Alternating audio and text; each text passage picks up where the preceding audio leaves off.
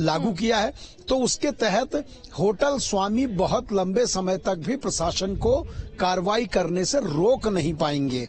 इसलिए अभी वार्ताओं का दौर जारी है और ये बात मीनाक्षी सुंदरम ने साफ कही है कि हम डिजास्टर एक्ट के तहत भी कार्रवाई करने की ओर मन बनाएंगे, लेकिन उससे पहले ये तमाम चीजें सेटलमेंट करने की कोशिश की जा रही है। अब देखिए, ये बताऊं आपको कि ये सेटलमेंट क्यों नहीं हो पा रहा है। जो स्थानीय लोग हैं, व्यवसायी हैं, वो ये चाहते हैं कि बद्रीनाथ की तुलना में ही मास्टर प्लान के तहत जो 6 गुना पैसा प्रॉपर्टी का वहां पर दिया गया है वही जोशीमठ में लागू हो। लेकिन प्रशासन ने कहा है कि हम 2003 के उत्तरकाशी के वरुणावत की तर्ज पर आपको पैसा देंगे, हम आपको बद्रीनाथ के मास्टर प्लान के तहत पैसा नहीं देंगे। इसके पीछे मीनाक्षी सुंदरम का कहना है कि वो एक प्रपोज्ड प्लान है जो बद्रीनाथ और केदारनाथ धाम में निर्माण कार्य है, ये एक आपदा है, हम इसमें वरुणावत की तर्ज पर ही आपको पैसा दे सकते हैं। अब इस बात को जो पूरी मीटिंग हुई है उसके बाद भी लोगों का इस तरीके से प्रदर्शन करना तो यही बताता है कि अभी वो रास्ता नहीं निकल पाया। बने रहिए हमारे साथ। पूर्व सीएम हरीश रावत जी भी फोन लाइन पर जुड़ गए। हरीश रावत जी, बहुत बहुत स्वागत है आपका न्यूज स्टेट पर। और जिस तरह से हर एक दिन के साथ खतरा जोशीमठ में बढ़ता नजर आ रहा है, लोगों की नाराजगी है, सरकार कदम उठा रही है, अब अंतरिम सहायता का ऐलान भी कर दिया गया है, पूरी स्थिति को आप किस तरह से देख रहे हैं अभी? मेरा आरोप है कि उत्तराखंड की सरकार भी, केंद्र सरकार भी जोशीमठ की स्थिति की गंभीरता का आकलन करने में पूरी तरीके से फेल हो, विफल हो। और अब सरकार का असंवेदनशील, अमानवीय चेहरा भी सामने दिखाई दे रहा है। लोगों की जिंदगी भर की पूंजी को बुलडोजर से तोड़ देना चाह रहे हैं, लेकिन किस तर्ज पर मुआवजा देंगे, क्या मुआवजा देंगे, उसकी कोई बात नहीं हो रही। जोशीमठ के लोग चाहते हैं और सारा उत्तराखंड चाहता है, पूरा देश चाहता है कि पौराणिक सभ्यता के उस देश स्थान का विकल्प उसी के निकट बने। तो नया जोशीमठ कहाँ बसेगा, उसके विषय में सरकार के पास अभी कोई सोच ही नहीं। पुराने जोशीमठ, जो आज का जोशीमठ है, उस जोशीमठ को इस स्थिति में पहुंचाने के लिए खलनायक कौन है? वो एनटीपीसी की चैनल है, 4 धाम यात्रा सुधार मार्ग में बेतहाशा हो रही कटिंग है, क्या है, वो भी स्थिति स्पष्ट नहीं है। और जोशीमठ के पुराने स्वरूप में को फिर से सुरक्षित जोशीमठ बनाने के लिए क्या उपाय किए जाएंगे, उस पर सरकार कुछ नहीं कह रही है।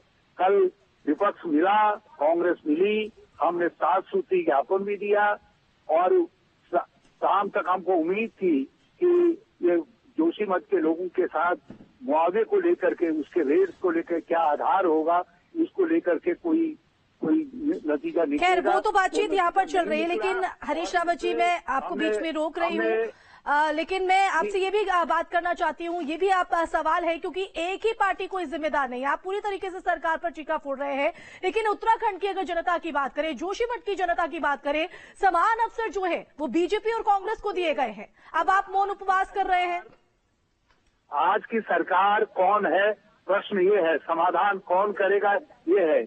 और हमारा प्रतिपक्ष के रूप में जो कर्तव्य है, वो कर्तव्य हम ठीक से निभाएं, हम उन चीजों को बताएं जो जनता की आकांक्षाएं उनको लाएं। ये 2 चीजें बिल्कुल डिमार्केटेड हैं, कॉन्स्टिट्यूशनली डिमार्केटेड चीजें हैं। तो आज की सरकारी से तो प्रश्न पूछा जाएगा, जिम्मेदार कौन है, कल उसके लिए मुकदमा कैसे चलाएगा न्यूज स्टेट, या आप डिसाइड करिए, उसको देख लिया जाएगा। लेकिन आज की सरकार मुआवजा दे, इसीलिए हमने 1 घंटे के उपवास के जरिए बात करी और 24 घंटे का समय दे रहे हैं।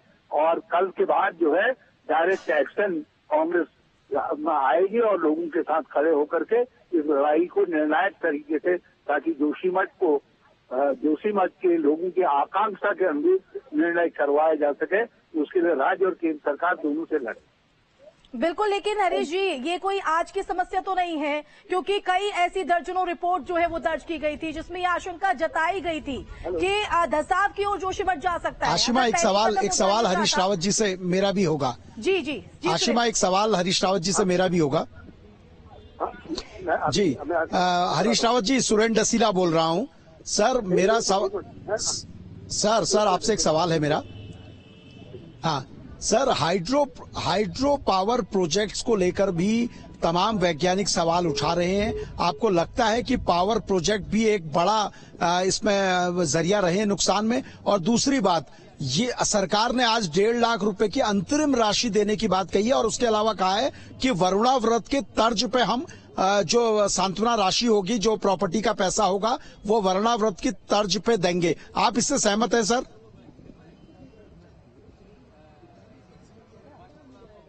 तो देखिए, संपर्क हमारा पूर्व सीएम हरीश रावत जी से टूट गया है, लेकिन उन्होंने सीधे तौर पर सरकार पर ठीकरा फोड़ा है और टनल का उन्होंने जिक्र किया और अब वो ये कह रहे हैं कि अगर मुआवजा नहीं दिया जाता है स्थानीय लोगों के मुताबिक तो आज मौन उपवास के जरिए सरकार पर दबाव बनाने की कोशिश हो रही है। लेकिन कल का जो दिन है उसके जरिए कांग्रेस बड़ा एक्शन लेगी। बड़ी खबर आपको बता दें तो न्यूज स्टेट पर बोले पूर्व सीएम हरीश रावत। इस वक्त की बड़ी जानकारी, मुआवजे की कोई बात नहीं है, सरकार के पास कोई सोर्स ही नहीं है, ये बड़ा आरोप सरकार पर है। तो न्यूज स्टेट पर पूर्व सीएम हरीश रावत का ये बड़ा बयान। तो जोशीमठ की बर्बादी का खलनायक कौन है, ये सवाल उन्होंने किया है। सरकार के पास कोई सोर्स नहीं है, सरकार मुआवजा उचित यहां पर दे, अगर नहीं दिया जाता है तो कांग्रेस बड़ा एक्शन लेगी। तो जोशीमठ को इस हालात में पहुंचाने के लिए आखिर खलनायक कौन है, ये बड़ा सवाल उन्होंने किया है। और एक बार फिर से हमारे संवाददाता सुरेंद्र डसीला का भी रुख कर लेते हैं। सुरेंद्र, आपने सवाल यहां पर जाहिर तौर पर उनसे किया था, लेकिन संपर्क टूट चुका है। लेकिन सवाल यहां पर यही है कि कोई एक पार्टी जिम्मेदार नहीं है, क्योंकि उत्तराखंड की जनता ने तो समान अवसर दिए दोनों ही पार्टी को।